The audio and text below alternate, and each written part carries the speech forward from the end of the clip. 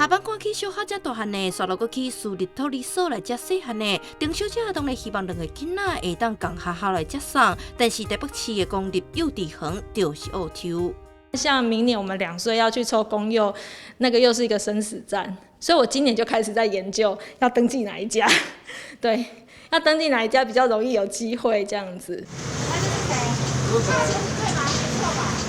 一个住伫新北市，但是翁仔某拢伫台北食头路的家庭，妈妈小琪就因为公幼较早下课，休热休寒拢放假，考量伊甲翁婿下班的时间外，就伫接送私立幼稚园。如果我很晚下班再去接小孩，他会不会是最后一个才接？而且其实公幼再加延托，其实换算起来，你会觉得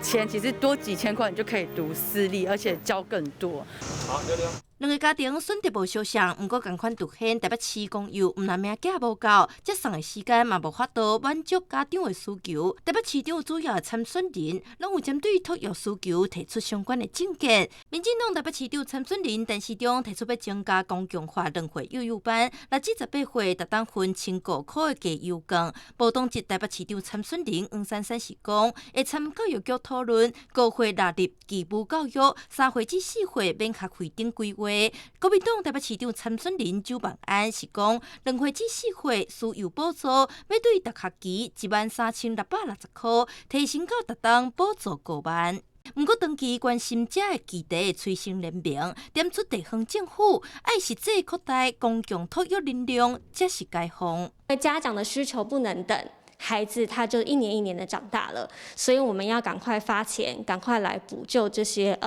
目前托育市场上面缺失的量能。但是其实对于政府地方的发展来说，我们认为还是要投注在公共托育服务的建制上，它才是一个比较长远永续的规划。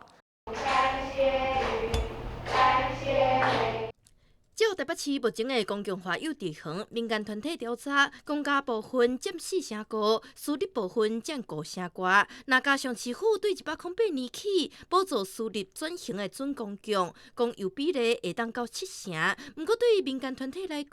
准公共只是暂时解决问题，因为师资品质无法度管控，嘛要延长公托的时间，符合父母需求。另外，嘛有台北市议员认为，真侪闲置空间通规划做公托，不过需要政府来协调。确实有一些空间，它会造成说有些居民或者是